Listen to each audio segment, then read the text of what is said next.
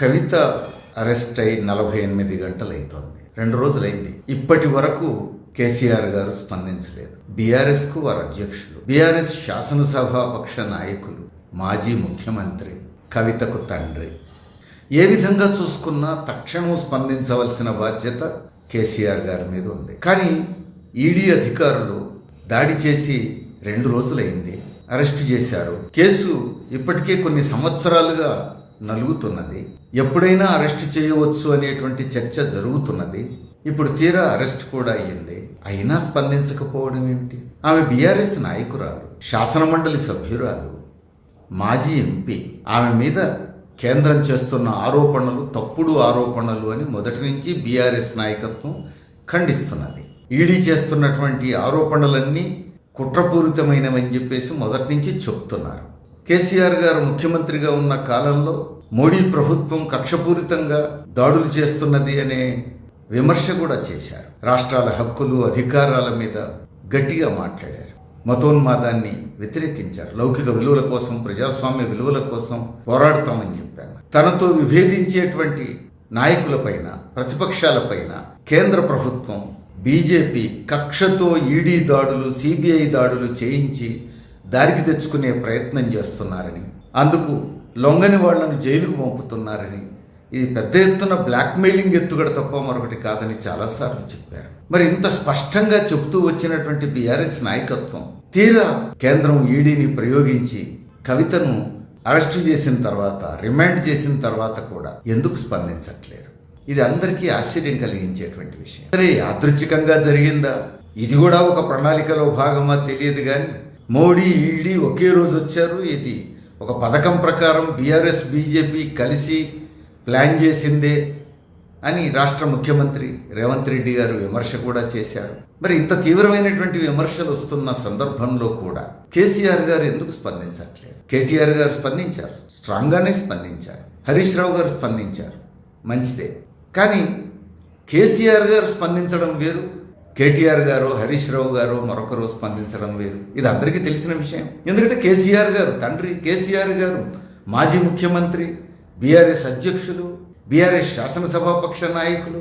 ఏ విధంగా చూసినా ఇంత సీరియస్ కేసు విషయంలో కేసీఆర్ గారు ఎందుకు బహిరంగంగా మోడీ ప్రభుత్వాన్ని ప్రశ్నించటం లేరు?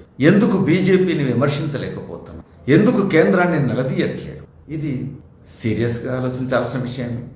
అందరికీ అనుమానాలు కలిగిస్తున్నటువంటి విషయం.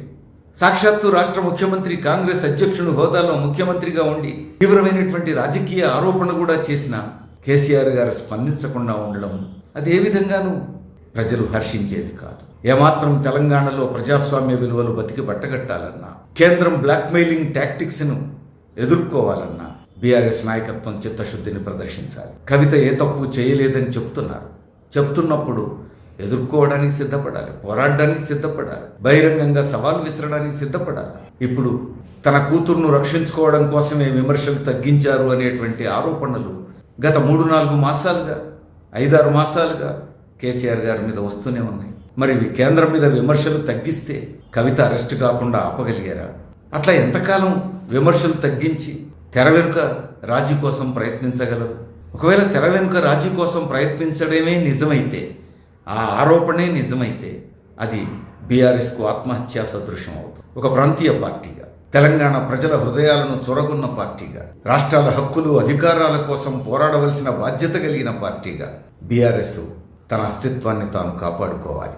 తెలంగాణ ప్రజల గుండెల్లో బీఆర్ఎస్కు ఇంకా పునాది నిలబడాలి అని అంటే కేంద్రంలో బీజేపీ సర్కార్తో పోరాడకుండా, ఫెడరల్ రాజ్యాంగ విలువల కోసం నిలబడకుండా, తన కూతురు కోసం కేంద్రంతో రాజీ పడటమో లేదా మోడీతో రాజీ పడటమో చేస్తున్నారనే అపోవాదుకు అవకాశం ఇస్తే అది ప్రజాస్వామ్యానికి హానికరం, బీఆర్ఎస్ అస్తిత్వానికి కూడా హానికరం, ప్రమాదకరం. అందుకని ఇలాంటి ఆరోపణలకు అవకాశం ఇవ్వకూడదు. చిత్తశుద్ధిని ప్రదర్శించాలి.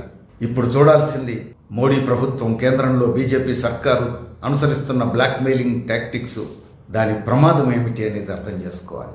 అంతే తప్ప బిడ్డను కాపాడుకుందాం, దానికోసం ఏమైనా మార్గం దొరుకుతుందేమో చూద్దాం, ఇలాంటి ఆలోచనలు ఒకవేళ నిజంగానే ఉంటే ఒక రాజకీయ పార్టీ నాయకులకు అలా ఉండకూడదు. రాజకీయ పార్టీ నాయకత్వం ప్రజా ప్రయోజనాలు ప్రధానంగా దృష్టిలో పెట్టుకోవాలి. దేశ ప్రయోజనాలు, ప్రజాస్వామ్యం, లౌకిక విలువలు ఇవి పార్టీ నాయకత్వం దృష్టిలో ఉండాల్సిన విషయాలు.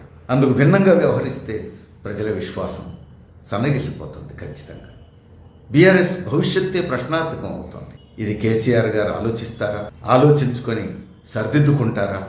లేకపోతే మాకేంది ఎవరేంది చెప్పేది అనే పద్ధతుల్లో గతంలో ఆనవాయితీగా ఉన్నట్టుగానే అహంభావంతోనే ఏకపక్షంగా వ్యవహరిస్తారా?